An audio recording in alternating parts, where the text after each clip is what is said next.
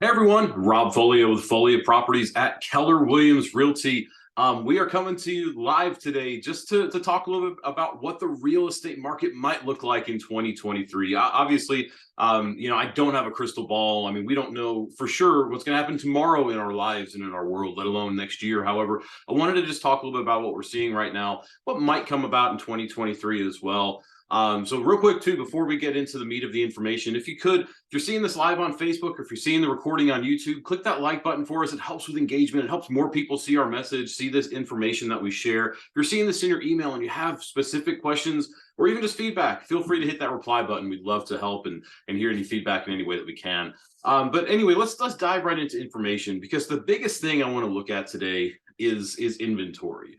Because supply and demand, real estate's no different than really any economic market that's out there. It's all about supply and demand. And inventory, how many months of supply that are out there, that's what indicates how basically the shape of the market. I want to show you this graphic before we even dive into numbers. So this is a graphic that we've put together to help kind of simply explain a buyer's market and a seller's market. A buyer's market is a market where obviously prices are going down. There's fewer buyers per home. Listing prices are decreasing. Sellers are more flexible. A seller's market, on the other hand, is a market where there's fewer homes per buyer. List prices are increasing. Buyers have to be more flexible because that's how they get into a home. We were in an extreme seller's market 6, 9, 12 months ago, where buyers were paying ridiculous amounts over asking price.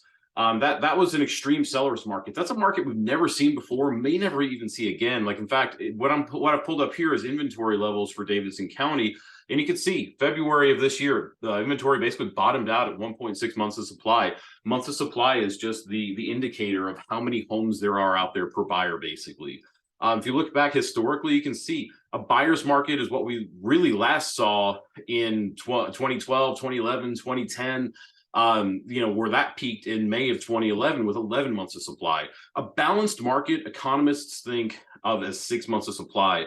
I know most people don't pay attention to real estate stats like I do as a realtor, and yet I wanted to share, if you were in the market or if you bought a home or sold a home, say 5 years ago, let's go back to 2017 into 2018, and you experienced that type of market, what you were experiencing was likely, if a home was priced correctly, especially at an affordable price point, there were multiple offers. Homes were selling quickly, usually within the first couple of days on the market.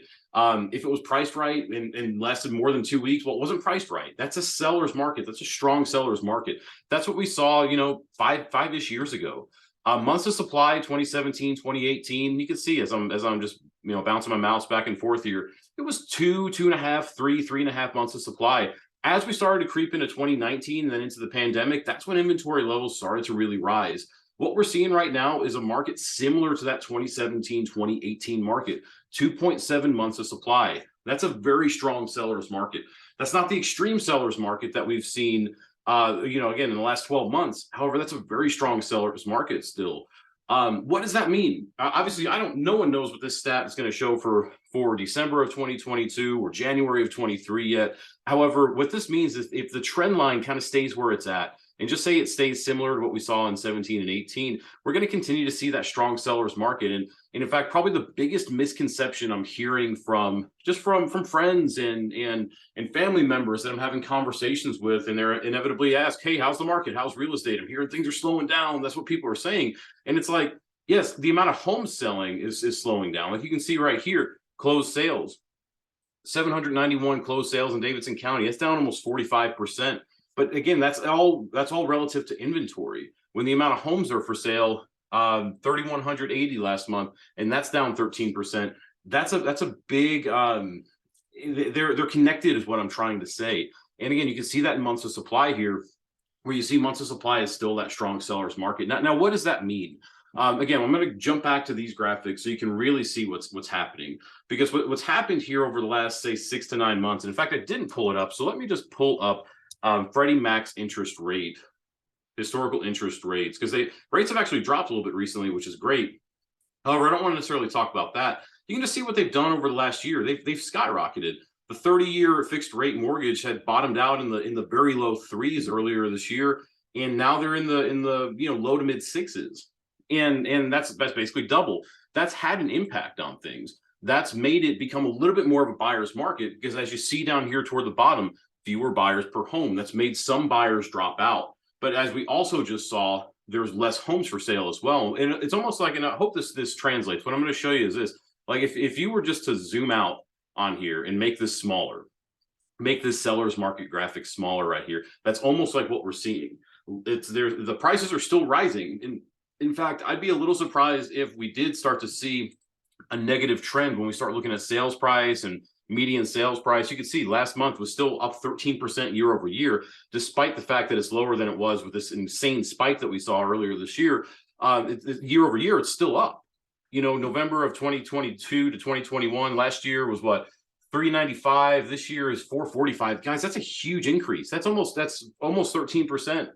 For an increase year over year, which is insane. However, at the same time, the amount of homes that are out there are down, and so that's what's making the seller's market almost feel smaller, which is giving some people the impression that it's a negative trending market, and it's not. The only way we're going to start to see it really transition to a buyer's market is if, in my opinion, if one of two things happen going into 2023.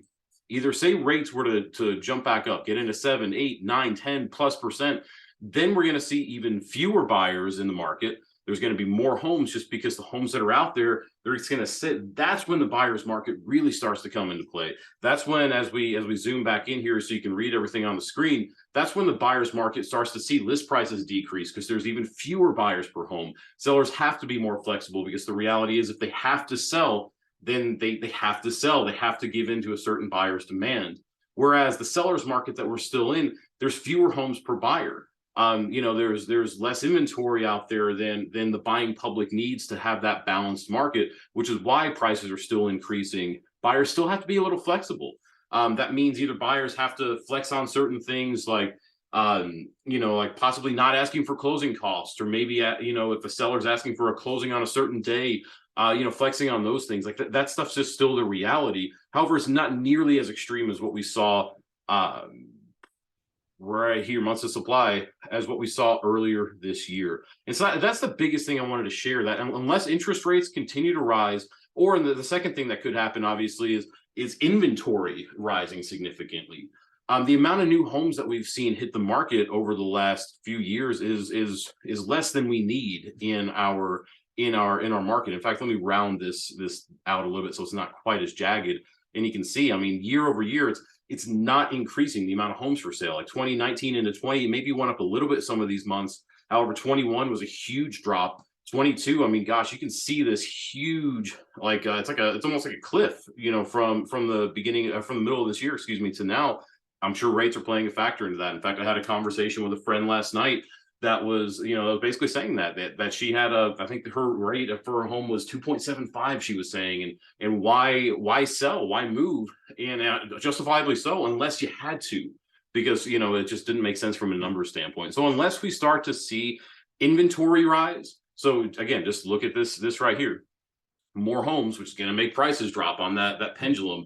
Either more homes, which is going to help it become a buyer's market, or we start to see even fewer buyers because of interest rates and maybe the same amount of homes. That's the only way we're going to see this market turn. So for all my friends, all my family members, all my clients, my contacts that I've talked to this year, and they've said, hey, we're waiting for that market to change. Guys, no one knows when that's going to be. And so I hope it wasn't clickbait saying this is what's going to happen in 2023, because nobody knows for sure. My point just being that the reality is nobody knows when we're going to start to see this again, when we're going to start to see even this getting closer to a balanced market, even this into 19 and 20 where things were a little bit more balanced. That might come in 23. It might not. 23 might be a repeat of 22 with low inventory, especially with the amount of, you know, I think the amount of new inventory that's not hitting the market because of where rates still are. Because, I mean, I don't know about y'all. I mean, just as a homeowner right now, I'd have to ask myself, why would I trade my low interest rate for a 6+% interest rate? Unless I had to relocate across the country, unless something significantly changed inside my family and I needed something else. And so I just wanted to share all this with y'all, because I think there's a lot of factors that come into what the market might look like next year. Again, anyone's guess is as good as mine. However, I'd be shocked if we saw a major change unless of course rates continued on this trajectory that we saw for the basically Q3 of this year, or inventory levels just significantly rose as well. So either interest rates or inventory levels, if they rise, then yes, we might see this on the left side. But until that happens, then we're going to continue to see what this is on the right side. So again, that doesn't mean it's a bad time to buy. It doesn't mean it's a bad time to make a move. It doesn't mean any of that is negative right now. It just means be aware of what's happening in the market. You can't go into a home expecting to get 20-30% off of a listing price. It's just not the realistic market for that. And yet at the same time, that doesn't mean you can't get into a home and be the only offer on that home. Gosh, I know so many home buyers that I worked with over the last couple of years. They wish that they were the only buyer on that home that they bought. And so again, just throwing that out there, just wanted to send this info out there. As always, if y'all have questions about the market, if you have questions about your specific situation, reach out to us. We're here to help. We're here to be of service. You can give me a call, 615-591-5665. You can send me an email. If you're getting this in your email, just hit that reply button. Or if you're seeing this on Facebook, YouTube, drop a comment. Happy to help however we can. Until next time, appreciate y'all checking this out, and we'll see you soon.